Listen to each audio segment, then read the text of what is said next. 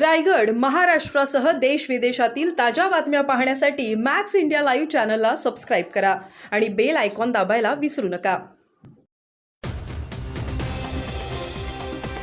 किल्ले रायगडावर माँसाहेब जिजाऊंचा 427वा जन्म उत्सव उत्साहात साजरा।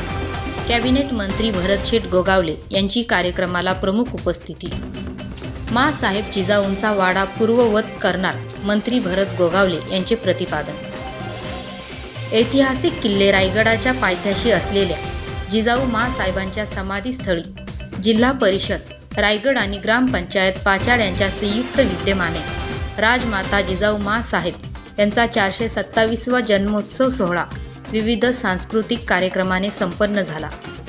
या जन्मोत्सव सोहळ्याला राज्याचे कॅबिनेट मंत्री भरतशेठ गोगावले यांनी सालाबादप्रमाणे याही वर्षी हजेरी लावली। माँसाहेब जिजाऊंचा वाडा आम्ही पूर्ववत करू असे आश्वासन मंत्री भरतशेठ गोगावले यांनी कार्यक्रमावेळी दिले। कार्यक्रमाला मोठ्या संख्येने शिवप्रेमी, प्रशासकीय अधिकारी, ग्रामस्थ आणि विद्यार्थी मोठ्या संख्येने उपस्थित होते। Dhammasheel Sawant, news bureau, Raigad.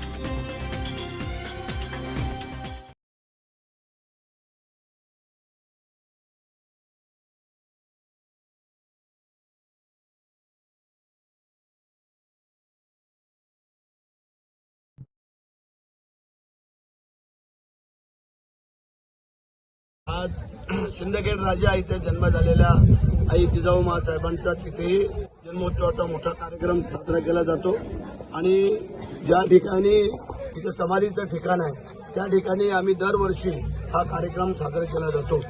तर आज मोठ्या संख्येने कार्यकर्ते आणि सर्व शिवप्रेमी लोक त्या ठिकाणी आलेले आहेत। चांगली बाब आहे, कारण निवडणुकीची धामधूम आहेच, परंतु आमचं कर्तव्य बनतं की ज्यांच्यामुळे आज आम्ही सुरक्षित स्थितीत आहोत त्यांच्यासाठी एक दिवस आणि काही वेळ आणि तो देण्याचं कर्तव्य आम्ही गेल्या अनेक वर्ष पार पाडतोय की आज आम्ही त्या कर्तव्यारूपी सेवेला आम्ही हजर झालेलो आहोत। जिजामातांनी स्वराज्यासाठी महत्वाचं योगदान दिलेलं आहे। शिवाजी महाराजांनी जडणघडण केली, मात्र त्यांच्या वाड्याच्या दुरावस्था झालेली आहे, प्रचंड दुर्लक्ष होत आहे, यासाठी काय योजना आहे का? असं काय नाही आहे, तुमचं म्हणणं बरोबर आहे, परंतु पुरातन खात्याच्या अखत्यारीमध्ये येत असलेला हा किल्ला आणि हे सगळं पुरातन विभाग आता तो वरचं काम चालू आहे, ते काम झालं का आम्ही खालच्या कामाला सुरुवात करणार आहोत। आपलं म्हणणं अत्यंत योग्य आणि रास्त आहे आणि हे जिजाऊ माँसाहेबांचा वाडा हा पूर्ववत करण्याची जबाबदारी आमची आहे आणि ते आम्ही करून घेतो। शेठ, सध्या महापालिका निवडणुकांची रणधुमाळी सुरू आहे।